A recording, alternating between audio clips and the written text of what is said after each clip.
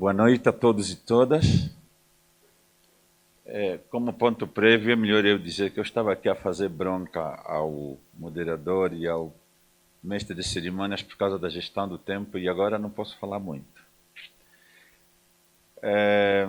Com a permissão do senhor ministro, senhor governador, caríssimos amigos, senhores secretários de Estado, vice-governadores, caros conselheiros, eu gostaria de, antes de mais nada, agradecer por me convidarem. Eu pertenço ao Ministério da Saúde agora, estou a trabalhar para o Ministério da Saúde. Não tenho ministério, pertenço a todos, incluindo a este, mas agradeço ter sido convidado para vir aqui. E como, de facto, as pessoas estão um bocadinho em baixo, e eu vou ter que fazer a apresentação de maneira que haja um pouco mais de interesse, eu tenho que contar a história deste tema. Por que este tema surge aqui?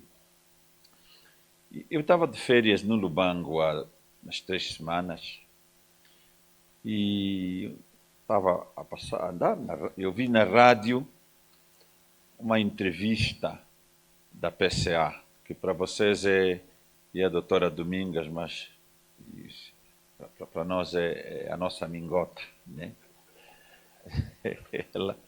Ela, na rádio, dizia assim, com essa vozinha dela meiga: estão a me dever quase 200 milhões de kwanza, mas venham aqui, eu até vou fazer uma boa negociação para vocês pagarem. E ela assim, dava aquela pena. E eu de mim para mim pus-me a pensar e dizer, bem, mas as pessoas consomem água e as pessoas não pagam. E ainda a PCA tem que quase pedir favores para as pessoas pagarem. E então, dias depois, eu soube que ia acontecer este Conselho Consultivo e em conversa com o Sr. Ministro, quis provocar, como às vezes eu gosto de fazer ao Sr. Ministro, só que ele tem uma maneira muito peculiar de responder às minhas provocações, depois sobra para mim, que eu estava dizendo, então, mas o Sr. Ministro, vocês vão fazer, depois, e ninguém fala de comunicação. E eu disse, bom, então eu vou falar com a organização para ver se te põem ali, tu mesmo vais falar. Pronto, então estou aqui. Mas quero começar por dizer o seguinte, que é um ponto de partida que todos sabemos, mas pouca gente leva em consideração. Na nossa estrutura antropológica bantu, os colegas ocidentais podem já ficar a saber isso e vão ficar escandalizados. Para nós, água não se paga e não se nega. E nós, bantumente falando, achamos que pagar água é uma aberração. É a nossa estrutura. E quem pede para cobrar a água é alguém que lá no nosso fundo achamos que não bate bem da cuca. A energia, não tanto, mas também. E isto, por algumas poucas pesquisas que fizemos, e a última foi precisamente do projeto em que eu participei como perito de comunicação do Banco de Desenvolvimento Africano na periferia do Sumbe, estamos aqui com o PCA, fizemos essa pesquisa e isso veio de uma forma muito forte. E é por aí que nós temos que começar. E eu vou lá mais à frente elencar um pouco por onde é que nós temos que começar para fazer uma comunicação que faça com que as pessoas paguem a água e paguem a luz, paguem a eletricidade. Este sou eu, caso haja dúvidas, né? Sou eu mesmo. É claro que aquele é mais bonito do que eu, né? Eram uns anitos mais novos, conhecem-me, portanto não preciso de apresentar-me, mas isto tudo, esse palavreado todo só quer dizer uma coisa, eu sou mesmo o vosso camarada, Celso, que tem uma dívida de gratidão e moral ao Ministério de Energia e Águas, pela forma como desde 2018, desde 2017, me tem permitido trabalhar com eles, a começar pelo senhor ministro, os senhores secretários de Estado e todos os diretores, ao ponto que eu diria que um desses dias, mais tarde ou mais cedo, o dia que a ministra Sílvia disser que já não precisa de mim, se calhar eu vou aparecer ali no vosso ministério também. Bem, então, antes de falarmos de estratégia de comunicação, vamos estudar o grupo-alvo. Precisamos de compreender quem são os camaradas que fazem a doutora Domingas, também conhecida por Mingota, ter que chorar ainda por cima dos 200 milhões de kwanzas que lhe devem, né? Isso, normalmente, tem que ser feito por observação participada, que é um método de pesquisa sociológica, pesquisas e inquéritos. Deixe-me dizer que a impressão que eu tenho, tanto no Ministério da Energia e Água como noutros, é que os projetos, principalmente aqueles financiados pelos parceiros internacionais, têm muitos estudos e muitas pesquisas que não são nem sistematizadas nem arquivadas pelos ministérios. E eu penso que é uma grande perda, porque nós não temos fundos, verbas para financiar pesquisas, mas esses projetos exigem que o desenho do projeto resulte de uma pesquisa. E depois do projeto, tenha que se fazer um outro estudo para se aferir os avanços. E estes estudos podem constituir uma base muito importante para nós compreendermos as quantas andamos. Então fica já esta recomendação. E não precisamos de falar do exercício desta comunicação. Já me perguntaram se eu ia falar de comunicação institucional, se eu ia falar de publicidade. Alguns colegas que estão aqui mesmo na sala, e eu disse, não, o objetivo deste exercício é fazer com que os clientes paguem o consumo da energia elétrica e da água. E vamos nos concentrar nisso. Mesmo assim, só vou dar algumas ideias, na esperança que depois disso o Ministério dê os passos e aloque os recursos necessários para que então possam fazer este exercício. Então, por que é que os cidadãos não pagam a água e a luz? Eu dividi as poucas respostas que compilei, deixei muitas de fora, em dois grupos. Uma, falei de fatores políticos e institucionais. A maior parte das pessoas, a maior parte de nós, dos nossos pais, não tínhamos acesso à água canalizada e à energia elétrica. Eu, pelo menos, só passei a ter aos 7 anos, quando fui para a cidade de Lubango. A população, de uma maneira geral, pelo menos a minha geração, e a geração anterior à minha, a maior parte, começou a ter acesso à água canalizada e à energia elétrica por altura da independência. Dali que as pessoas acreditam genuinamente que a água e a energia que vocês produzem é um produto gratuito a que eles tiveram direito com a independência. Isto é um dado, estou a falar desse último estado, em todas as pesquisas que eu fiz neste sentido, desde 1989 e 8, apontam para ali. E isso passou da geração nossa para a geração dos nossos filhos. E isso foi agravado pela oferta quase gratuita destes bens durante o período do monopartidarismo. Era tudo muito barato, dado de bandeja, não é? Mas a cereja no topo do bolo é que nós temos um problema de políticas públicas assertivas e sustentáveis. Eu peço, por favor, ao Sr. Ministro que não traga aqui a colação a última discussão que tivemos sobre as tarifas de água no Comitê Central. Estava lá também o Sr. Governador. Porque eu, por acaso, propus que não se subissem as tarifas nesse dia. E o Sr. Ministro foi voto vencido. Numa outra altura, depois lá à frente vou explicar por quê. Mas a verdade é que cada vez que chega a altura de subida de tarifas, torna-se um problema político. E isto faz com que os preços continuem, de certa maneira, irrealistas. Ou seja, os preços estão difíceis de pagar para as famílias e para as pessoas e não cobrem nem de longe os custos operativos das empresas, que são vocês. Este é um outro problema. Os fatores sociais e econômicos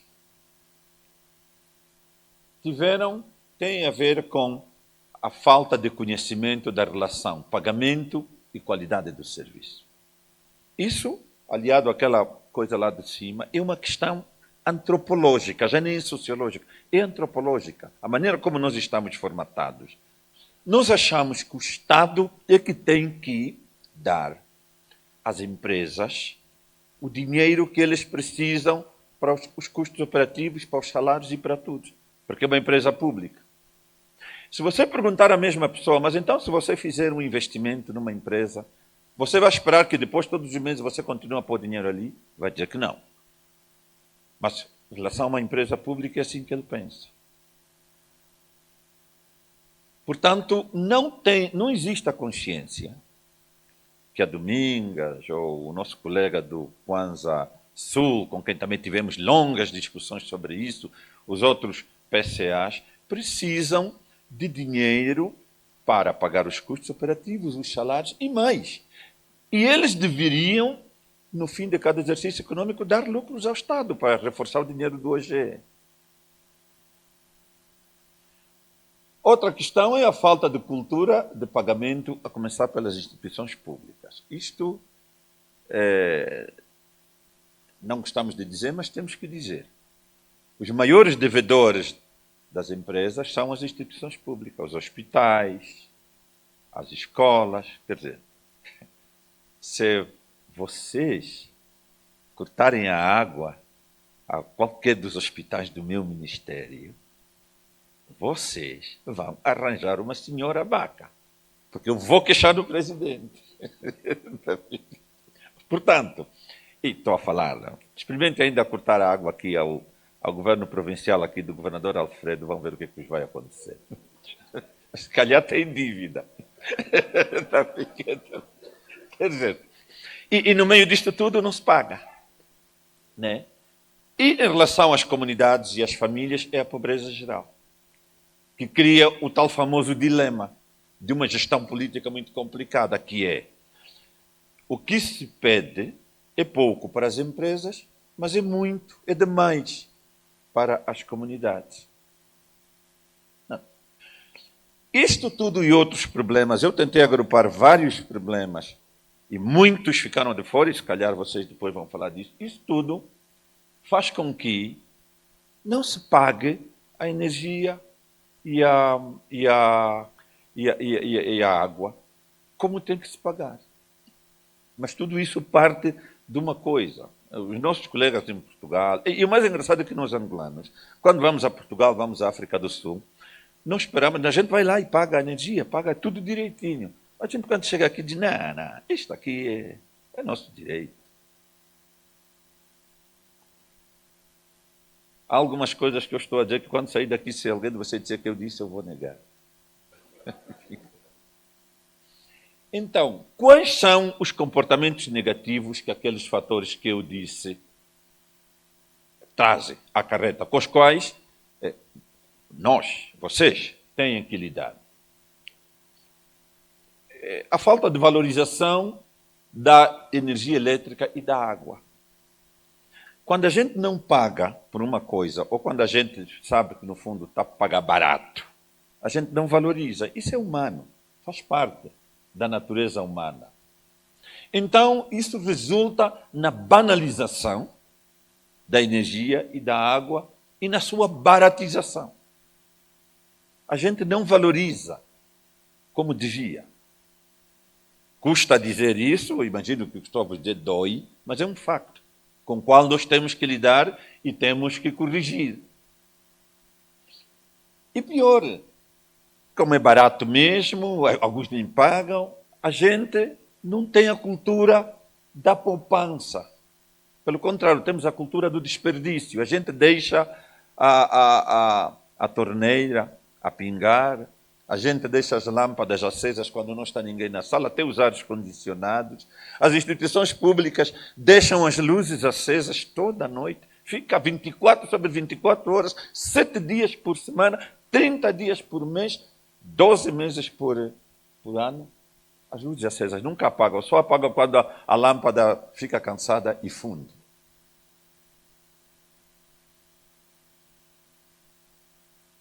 Outra coisa, eu chamei desvios para o mercado paralelo, que são, quer dizer, a gente até dá-se ao luxo de passar o gato, um desvio, para a casa do vizinho e o vizinho paga nós. Nós não pagamos a Ende, mas o vizinho paga nós. Né? Isso é o que eu chamei de desvio para o mercado paralelo. E, claro, uma coisa que às vezes a gente fica com saudades do tempo do monopartidarismo, quando havia os crimes de sabotagem econômica, a vandalização. Vocês já deram conta que nós, hoje em dia, a vandalização dos postes, da canalização, já é normal. É normal, não acontece nada. É que não acontece rigorosamente nada. Vai alguém, rouba o transformador, eu ouvi, não sei, eu não conheço o técnico, mas ainda agora o meu colega aqui, o secretário de Estado da Energia, estava a contar, em pleno Futungo, alguém roubou o transformador, foi isso. Estão a imaginar num país minimamente organizado isso acontecer? Mas é que para nós é normal. Se um cidadão estiver a passar e ver alguém a fazer isso, não se vai meter. Não vai pensar que isto aqui vai me prejudicar a mim também. E a outra questão é a desvalorização dos serviços. O produto já está desvalorizado, isso desvaloriza os serviços também. Né? E começa pelo mau tratamento dos prestadores de serviço, inclusive agressões. Nós todos vimos, não foi há muito tempo, foi há 2 meses tanto, não pagava a energia, os senhores da Ende, foi no Lubango, Ende, né? Da Ende, foram lá para cortar a energia, ainda foram agredidos e ainda filmaram e ainda puseram nas redes sociais, e todos nós vimos. Se calhar, não, depois foram presos, mas calhar ficaram 2 dias só assim, de cachês, depois foram soltos. Não sei agora com esta nova lei. Depois, a desprofissionalização. Né? Chamei de desprofissionalização, nem sei se essa palavra existe em português. O importante é que vocês entenderam, né? Quer dizer, os gatos. Nós lá em Luanda chamamos gatos qual é o termo técnico? Quando alguém faz uma puxada. Aquelas puxadas ilegais. Até tem um nome, gato. Não é o termo que as senhoras chamam aos queridos. É mesmo o desvio, coisa feia. E isto aqui é feito por profissionais da Maiuia que acabam por prejudicar a rede toda. Eu estou a falar aquilo que eu ouço de vocês. Se eu estiver a falar errado, vocês depois me corrijam. Então, cria, para além do problema econômico, do desvio, cria problemas técnicos, acabando por prejudicar mais as pessoas e acabando por acarretar mais custos ainda com a reparação. Estávamos a ouvir aqui há pouco tempo que muitas vezes as peças sobressalentes voam. E depois, claro, a criação de rumores e má imagem. Esses da Ende, esses não sabem fazer nada. E eu, quando falo nisso, lembro uma vez quando eu era... E o meu amigo a quem me refiro nunca se esqueceu disso. Quando eu era analista, mais jovem, era analista, escrevia em jornais, um dia eu disse a um secretário de Estado: o senhor secretário de Estado tem que saber que estas cortes de luz, as pessoas faltar luz, isso não é normal. O senhor acha que isso é normal, mas não é, num país organizado. Este secretário de Estado depois ficou ministro e conseguiu que realmente já não é normal faltar energia. E eu era secretário de Estado, e ele um dia muito calmamente disse: camarada Celso, quando já me disse que não era normal faltar energia, e agora? E eu disse: bom, camarada ministro, mas porque, para além de nós causarmos estas dificuldades todas, somos nós que ainda dizemos que o pessoal da Ende não presta, o pessoal da Ende não faz nada, eles acham que é normal quando falta energia, e etc, etc. Claro, com os danos para a má imagem. É por isso que, hoje em dia, quando a gente fica 6 meses sem nenhum corte de energia, depois há aqueles cortes de energia avisados. Não vai haver energia porque há manutenção. E a gente, quando vai ligar o gerador, a bateria foi-se, porque o gerador nunca mais funcionou. Olha, falando nisso, eu tenho um bom gerador. Se alguém quiser comprar, eu ando a precisar de dinheiro. Mas também há uma coisa que quero dizer a vocês, dos funcionários. Há também uma indiferença, ou se preferirem, um conformismo e medo da parte dos funcionários. Como vou dizer mais à frente. Os próprios funcionários dizem: epá, é assim mesmo, sempre foi assim.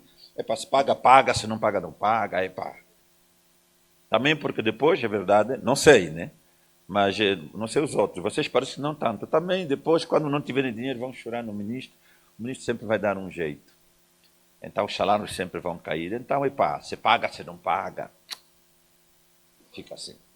Eu sei que vocês, no vosso caso, não é bem assim, porque vocês ali ou entra dinheiro ou não há salário. Por isso que anda com quanto eu ouvi? 2 meses de salário.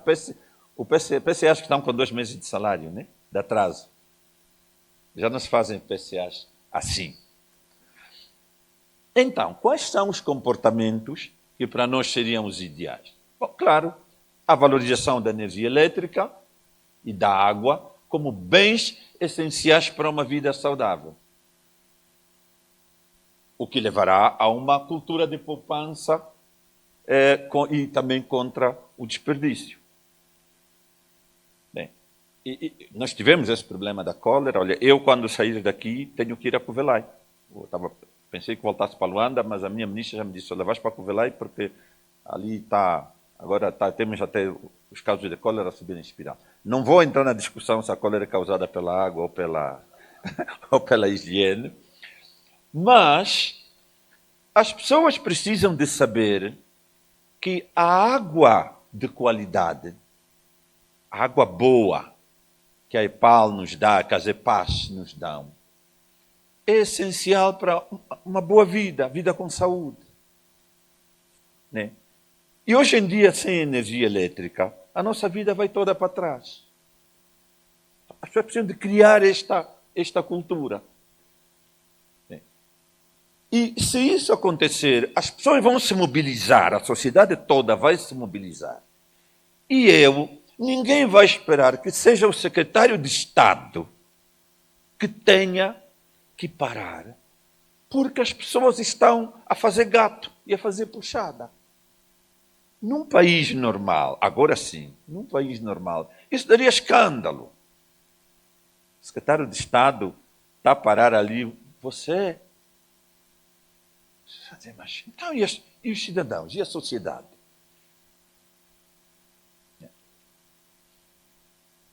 Aqui não temos que ter... O Estado educa. É como o pai. Nós educamos os nossos filhos. Eu ainda estava a falar disso com alguém ontem. A gente educa os filhos. Mas quando o filho é renitente, apanha. Agora dizem que o pai não pode bater porque vai fechar na esquadra. Né? Portanto, o Estado tem que reforçar coercivamente estas coisas. Nós fizemos aquela lei que criminaliza mais o vandalismo, mas até agora, nada, até já quase que parece que a vandalização tem motivações políticas. Eu, pelo menos, sou dos que estou convencido disso. E eu não tenho nenhum problema em dizer isso, tenho dito isso nas minhas redes. Porque vai aí alguém, depois vai saber que o fulano está afiliado a um determinado partido político, e quando ele vai preso, aí já é perseguição política. Olha, falando nisso também, ontem mesmo vi uma notícia dessas na RTP, que alguém do Chega foi apanhado também com fósforo a incendiar lá, não sei o que mais. Agora estou a dizer que é perseguição, chega, né? Pronto. Nos merece, também aprendemos bem. E depois, ação criminal, a consciência militante do pagamento junto com... O que eu estou a chamar consciência militante? Eu não preciso de esperar que alguém me cobre. Eu tenho que ter a consciência cidadã que a energia e a água, aquilo que eu consumi, eu tenho que pagar. Tal como eu vou ao supermercado, tiro as coisas e vou à caixa e pago. Tem que ser parte da minha natureza e do meu comportamento pagar a água, pagar a luz. E se for caro, eu tenho que consumir menos. É assim que acontece em outros lugares. Né? Se eu não tenho dinheiro, sou pobre, então não vale a pena ter 5 ar-condicionados. E é melhor ligar só quando eu estiver a dormir. Bom, mas isto tudo são os tais comportamentos. Estamos a falar de comportamentos. Os comportamentos promovem-se. Né? E nós temos que acreditar, principalmente os funcionários, na boa imagem e na boa reputação do setor. O que agora até não é difícil. Não é difícil. O ministro, neste sentido, não é apenas ativista, é apóstolo destas coisas. Anda quando o seu querido Ndue, o seu querido Kalukuve, quando vai ao Comitê Central e começa a falar, os mais velhos começam a dizer, mas este aqui conhece Angola melhor do que nós. Quer dizer, então, é fácil. Mas isto tem que também obedecer a um plano, a um programa com os respectivos recursos, porque isso não acontece por acaso em nenhuma parte do mundo, e muito menos conosco, com todos esses problemas que eu mencionei atrás. Isso leva-nos à participação ativa dos funcionários, vocês, na sensibilização e também a sensibilização para as cobranças. Vocês, quase todos vocês acham que os únicos responsáveis pela questão das cobranças são o pessoal da contabilidade e o pessoal que vai lá às casas cobrar. Mas isso tem que ser uma tarefa de todos. Porque quando toda a gente pagar, vamos aumentar no salário. E todos vão receber. Se não aumentarem, podem vir se queixar a mim. Eu sei a quem é que eu vou queixar, o camarada ministro. Mas isso para dizer que, como tudo que tem a ver com a reputação da empresa, esta questão tem de ser uma questão de todos. E todos têm que vestir esta camisola. E, finalmente, precisamos de uma vontade política e de um quadro institucional mais favorável. O Estado tem que pagar as suas dívidas. Tem que criar. Eu sei que não é só nisso, mas tem que criar, de facto.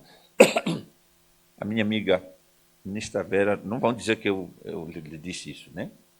Mas o Estado tem que pagar as suas faturas, a fatura da água, a fatura da luz. É lógico que o Ministério não pode deixar um hospital às escuras. A gente sabe o que vai acontecer. E o Ministério não faz. Mas então também o Estado tem que fazer a sua parte da caminhada e nos orçamentos haja a prioridade do pagamento da energia e da água como uma garantia da qualidade do serviço. E o dia que nós quebrarmos esse ciclo, o Estado vai começar a gastar menos em relação, com as empresas de águas e de energia. Nós temos só que quebrar este ciclo, de alguma forma. Então, aquilo que hoje é o ciclo vicioso, o Estado não paga, e então, como o Estado não paga, a qualidade do serviço não é aquela que desejamos, passamos para o ciclo virtuoso, Não, e como a qualidade do serviço não é boa, as pessoas não pagam, o Estado tem que gastar dinheiro. Então o Estado paga as empresas melhoram a qualidade de serviço e as empresas ainda vão dar lucros. Vocês todos no fim do mês a ministra Vera vai começar vocês vão começar a liquidar, né? Vocês vão começar a trazer dinheiro, os lucros, os dividendos. Tanto é isto. Agora sim, neste quadro, podemos começar a falar de estratégias de comunicação. Para os fatores políticos e institucionais, a estratégia de comunicação que eu recomendaria é a advocacia. O ministro tem que continuar a fazer o que está a fazer. Esse excelente trabalho, fazer as coisas acontecerem no terreno e realmente aumentar como está a aumentar a oferta de energia e também da água. Claro que a Prodel, a Prodel, o que eu costumo ver é a Prodel, tá bom, a Ende, quer dizer, ou seja, a distribuição. Pronto, resolveu o problema da distribuição, mas é a tal famosa questão, né? Tem que ter dinheiro, pronto. Mas é preciso também uma advocacia. Eu acho que os senhores ministros precisam de convencer alguém a quebrar o ciclo vicioso que nós temos.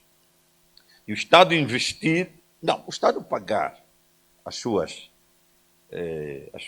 dívidas ao setor privado, sabemos, mas também ao setor público, para que estes aumentem a qualidade do serviço e, em vez deles trazerem prejuízo no fim do exercício econômico, tragam lucros ao próprio Estado.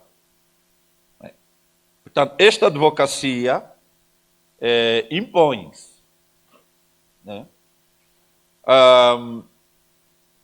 Esta advocacia vai trazer benefícios no patrimônio do setor, e o patrimônio é, primeiro, o pessoal, vocês. Segundo, o produto, a energia e a água.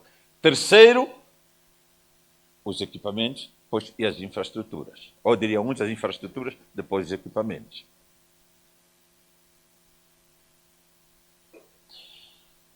Também são precisas campanhas informativas. Eu, assim que cheguei ontem, aqui o meu mano, sim, agora, muito obrigado. O meu mano, o secretário de Estado da Energia, veio, nem tinha entrado, chegou e fechou-me logo de lado para a famosa discussão da água e concordamos numa coisa, a educação. Atenção, muitas coisas para nós são óbvias, mas para as pessoas não. E quanto menos educadas, menos as pessoas estão preparadas academicamente, mais isso acontece. Pessoas como a doutora Domingas, a doutora Elsa, que entraram para o Ministério como mobilizadoras sociais, sabem disso. Nós precisamos de continuar a educar. Isto é como o filho. Continuar a educar. Continuar a transmitir as mensagens. E nós fazemos isso por via das campanhas informativas através dos órgãos de comunicação social. Os nossos colegas da área da comunicação, do Ministério, têm que trabalhar isso, mas eles têm que ter recursos. Agora, o que aconteceu? Acabaram com os gabinetes de comunicação institucional e imprensa, agora é um departamento, quer dizer, deixamos de comunicar. Mas isto tem estas consequências, a nossa mensagem não passa. E claro, quem cala consente e quem não fala não pesca nada. Né? Todos nós aqui que somos casados, se tivéssemos calado, até hoje éramos solteiros. Tá? Isso só funciona para as senhoras. Mesmo as senhoras comunicam, não falam, mas comunicam. Mas não é esse o tema, isto fica para outra vez. Então, dizia eu que estas campanhas informativas têm que ser uma educação sobre a essencialidade da energia elétrica e da água como bens essenciais para uma vida saudável. Vocês vão dizer, para quê? É gasto de dinheiro? Não é. As pessoas não sabem. Ou as pessoas precisam de ser lembradas. Vocês sabem que, por exemplo, o pessoal, os muilas, eles usam a água, por exemplo, não usam água para tomar banho, eles fazem a sua higiene de outra maneira, sem água. Põem aquelas coisas, por quê? Porque tem água, falta água é pouca. Mas isso depois faz o quê? Causa sarna. Tanto, as pessoas, eles, antropologicamente, eles têm uma outra visão e uma outra percepção do uso da água para a higiene. Ou melhor, da água, eles reservam água para beber. E quase que primeiro a beber é um gado, depois é que bebem eles. Portanto, isso é para dizer que as campanhas informativas de educação são necessárias. Não digamos que não precisamos, porque as pessoas já sabem. Muitas vezes ficamos impacientes, mesmo que as pessoas saibam. Então, se estão a vandalizar um transformador no Futungo, onde vivem os generais ou os filhos dos generais da UGP. Eles não sabem, sabem, mas fazem. Então precisam de ser lembrados. A outra questão é que o pagamento justo, como uma condição sine qua non para a qualidade do produto e dos serviços, é uma mensagem que tem que passar, é um conceito que tem que ser vendido. Tem que ser vendido à sociedade e tem que ser vendido aos decisores. Aos decisores, já disse, por via da advocacia, mas à sociedade, por via das campanhas informativas. Ora, como a gente não pode falar com as pessoas uma por uma, para isso é que existem os meios de comunicação social. Mas isso tem que ser preparado por profissionais, claro, né? O envolvimento da sociedade em geral enquanto dona e beneficiária. E o senhor ministro, há pouco tempo, deu o exemplo. Se vocês põem o contador na estrada, é de todos e não é de ninguém. E se alguém estiver pelo menos em Luanda, se alguém estiver a vandalizar e alguém de boa fé for lá e dizer, mas você não está vendo que você vai dizer, você está, é teu. Mas se você negociar e dizer, olha, por favor, posso pôr, a pessoa vai, até nem vão cobrar nada, não vão, e lá ele vai tomar conta. Isso aplica-se ao que eu quero dizer. Isso é geral, ou seja, se nós assumirmos que tudo aquilo, todo o patrimônio do setor de águas, de energia e águas, é nosso, e é, porque é público, eu não vou deixar estragar, não vou deixar vandalizar aquilo que é meu. Mas as pessoas têm que se convencer disso. Mais uma vez, isso tem que ser vendido. Isto aqui que eu estive a dizer redunda naquilo que se chama cidadania. Ou seja, as pessoas cuidam uns dos outros, cuidam daquilo que é comum, e todos cuidam de todos, cuidam uns dos outros. Apoiam-se uns aos outros, solidarizam-se uns com os outros, mas também sancionam-se uns aos outros, nem que seja vergonha. Vem alguém está a estragar, você não tem vergonha?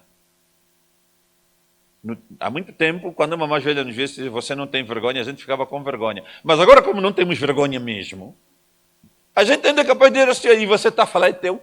Você que comprou? Mostra o documento que está a dizer fatura, que diz que esse contador é teu.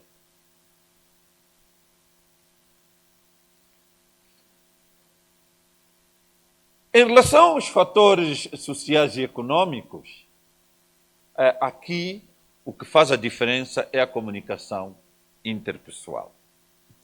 A comunicação interpessoal é aquilo que fazia os departamentos de mobilização social da EDNA que desapareceram. Camarada ministro. Desapareceram. Eu, quando entrei para as águas comecei a trabalhar com as águas em 1988, eu trabalhava com os departamentos de mobilização social. As minhas colegas, a doutora Elsa, bem jovem, bem dinâmica, ainda é jovem, mas naquela altura era mais ainda. A doutora Domingas entrou para o Ministério como chefe da equipa de mobilização social e andava de mota, lugar em lugar, a dizer isto aqui, a fazer a comunicação interpessoal para criar esta consciência. E é aquilo também que os gabinetes de comunicação institucional e imprensa faziam e que agora deixaram de fazer, comunicar, né? Essa comunicação, claro, é feita através de ativistas e mobilizadores sociais, né? Mas também deve ser feita por todos. As grandes empresas no mundo, aquelas empresas fortes e com imagens fortes, são aquelas que cada funcionário veste a camisola. Isto não é só tarefa do senhor ministro. Isto não é só... Bem, olhem para mim, eu não sou do ministério, mas estou aqui a vestir essa camisola. É fácil, porque eu gosto muito de vocês, né? Se vocês não gostam de mim, o problema é vosso, mas eu gosto muito de vocês. Portanto, mas todos nós temos que vestir a camisola. Agora, as pessoas também têm que ser formadas, as pessoas têm que ser trabalhadas para fazer isso. Isso, mais uma vez, custa dinheiro, custa tempo e tem que ser feito por profissionais da área. Os funcionários que atendem os clientes, que são aqueles que trabalham no front desk, né? Não pus ali, mas também os funcionários que trabalham para trás, no backstage, nomes bonitos, né? Que são aqueles que não estão assim, em contato com o público, mas na família sabem que ele trabalha na Ende, no bairro sabem. Os nossos pais, quando trabalhavam em algum lugar, toda a gente sabia ele, e ele era professor a todo momento, serralheiro a todo momento, mecânico a todo momento. Nós, quando entramos para casa, deixamos de ser funcionários do Ministério da Energia e Água. E até alguém pode estar a dizer em verdade sobre o Ministério, a gente ou finge que não ouve, ou diz, e sei lá, como os chefes, eles já sabem. Mas, em termos daquilo que precisamos para vender esta consciência de que as pessoas têm que pagar, precisamos todos de vestir a camisola. Há uma coisa que eu acho que devíamos imitar os bancos. Nos bancos, você vai lá, enquanto está à espera para ser atendido, tem lá aqueles folhetos que eles põem aí, e você tira, você